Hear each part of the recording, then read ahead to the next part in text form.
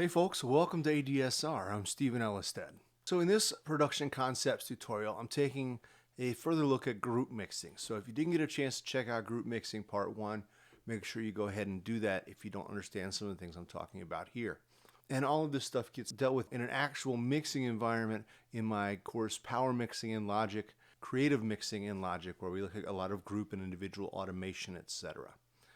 But in this tutorial, I just wanted to talk about some of the ways we can use groups aesthetically to develop our mix. Just to reiterate what we have in this mix that I'm working with here, we have our drummer tracks individually grouped into a summing stack. Then we have all of our percussion elements doing the same thing, and we'll come over here. And I've already got these fairly well balanced and laid out. We've got our upright bass not in a group because it's the only bass in the track. We've also got what I'm calling continuous elements. These are things that are taking a sort of pad-like role, whether it's strings or vibraphone or a piano or an organ. We can hear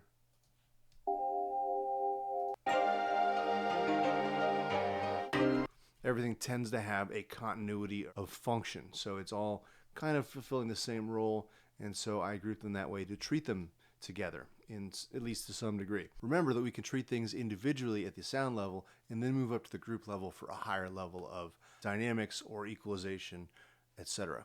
We've also got our horns, we've also got our accent elements. And then I've got another individual one of risers, and then a one we did in the previous video where I showed you how to set up a summing stack with all of our effects returns. And so this effects return has our hall and plate reverb, as well as a straight delay and a dotted or groove delay. Now, once we've got these groups set up and we've got a good organization, we want to think about layering and balancing them. But why are we layering and balancing? To create space and texture in the track, and then also to be able to automate their levels or other parameters independently. Not just automating, say, a horn or a hi-hat, but maybe bringing the level of the drums up slowly over the pre-chorus or something like that. But when it comes to that, we need to look at especially creating space between groups. First aspect of that we need to consider is which groups are more important. Is it the drums? Is it the vocal? The synths? And generally it's going to be that main element. Is it the lead vocal or the kick drum is the most individually important part, but we still need to figure out, well, drums should probably be higher than pads or what have you. And then we want to balance them out. Once we've done that, we can look at a couple of different techniques to balance them. The first one, and one that we've already done in my power mixing course, and I'll just review it here, we've got a little bit of notching going on. So notching is just coming in here and finding different frequencies for different elements. Just make sure that, say, our drums and our percussion, our drums are really having a little bump here and here, whereas my percussion element's a little higher, around 250, 260. We're maybe rolling off the high end on the percussion, while we're giving a boost to get a shimmer out of the cymbals there. We're using this notching to find just basically notches in the EQ for each group to let each group have its own space in the stereo field. We can see that our bass has a boost there. And when we come into some of our other elements, we can see here that we're really rolling off some of those accent elements, low end, as well as in the horns, because we don't need that information in there. It's just going to muddy the mix. And then we're boosting just above 1K in the horns, and at the same time we're making space in the accent elements because they're not as important. Same thing here. We can consider this little dip, even though it's 2 boosts, we can consider that another area of making space.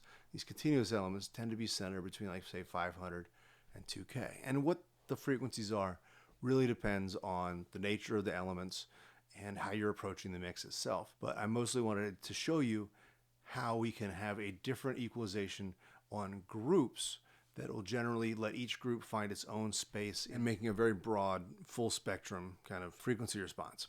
The other thing we can do, though, with our groups is we can, say, duck them, meaning we can send out a signal from, say, our kick drum and apply it to our bass so that the bass compresses only when that kick drum fires.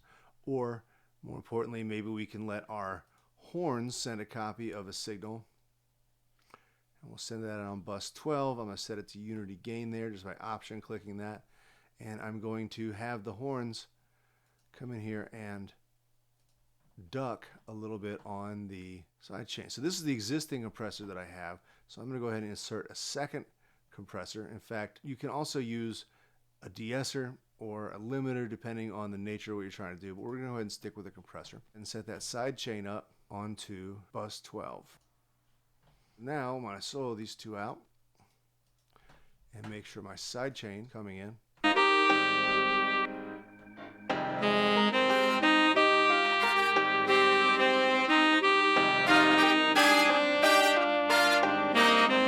so we can see that once we've selected that side chain and it's being fed in, that the compressor on the continuing elements is actually being ducked down by the horn signal as it comes in. So this technique of ducking is a real common one.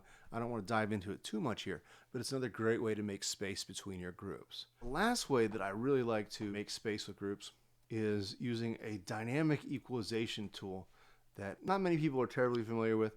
It's called track spacer. Instead of that compressor, I'm going to come in here, I'm going to switch that to track spacer. By Waves Factory, it's not very expensive. What it is it's a real-time dynamic equalizer. So we're going to feed it in that bus 12. And now when I solo these two things out, it's going to look at the frequencies of the horns and notch that out in real time. So it's a continuously changing signal. So let's look at what's happening there. And with this one, I can say put my pass and low pass filters on the signal. I can increase the intensity, and I can even come over here and look at attack and release. So that's another great solution to create some dynamic kind of real-time space, and it's only going to be happening at a particular time. I'll use this often by feeding a vocal signal into, say, my instrumental bus or something like that, just to get a real nice space for that vocal. It also works great with solos, etc. The biggest thing about that, though, is we're looking at our groups, we're balancing our groups, and we're finding ways to let particular elements have priority. Deciding which ones have priority is a big part of that process.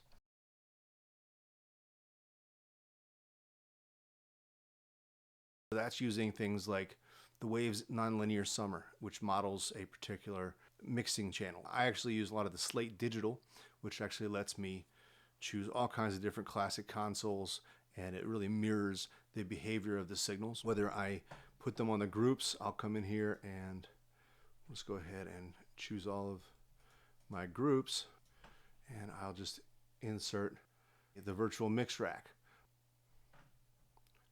Enter the VCC mix bus, which lets me emulate again SSL boards, APIs, Tridents, Neves, etc.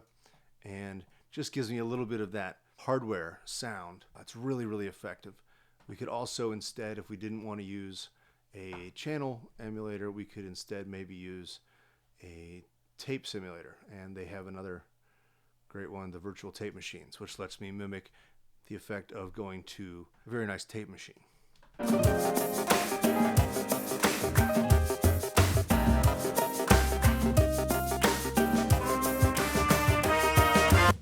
So one other thing we can do is we can look at summing to stem groups. One of the things that we often want to do is when we deliver a final mix to a mastering engineer, we can often find it beneficial to create not only the full mix, but also an instrumental, an a cappella, what's called a TV mix, which is everything but the lead vocals, so background vocals, etc., stay in there. And these stems are just going to be groups that are routed out or bounced out individually. And then, of course, in those stems, they're all going to still route to the master bus. We're just going to print them separately to give them to the mastering engineer so they can do fine-tuning and balancing if need be. Some other things that we can do with groups is we can look at side chaining, and this is really not a tutorial to dive into side chaining. We did a little bit with that ducking, but there's all types of different side chaining effects we can do. Adjusting levels, carving out frequency space.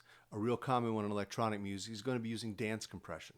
So taking a copy of that kick signal or creating a separate kick signal to feed into the instrumental bus just to create that pumping sound. And we can also do automation tricks, having a vocal part all of a sudden stop but have the effects continue during a quick break before a section comes in. And all of these things are much more effective when we're processing things at the group level. If you're really interested in some of those, definitely check out my upcoming course, Creative Mixing and Logic, where we dive specifically into aspects of creative mix automation and working especially at the group level to make that happen. So hopefully that gives you a better look at some ways we can treat and develop our groups and our mixes. If you have questions or comments, please do reach out on the video page and I'll do my best to get to them. Thanks again. I'm Stephen Ellestad for ADSR. Make sure you subscribe to the ADSR YouTube channel. We'll catch you later.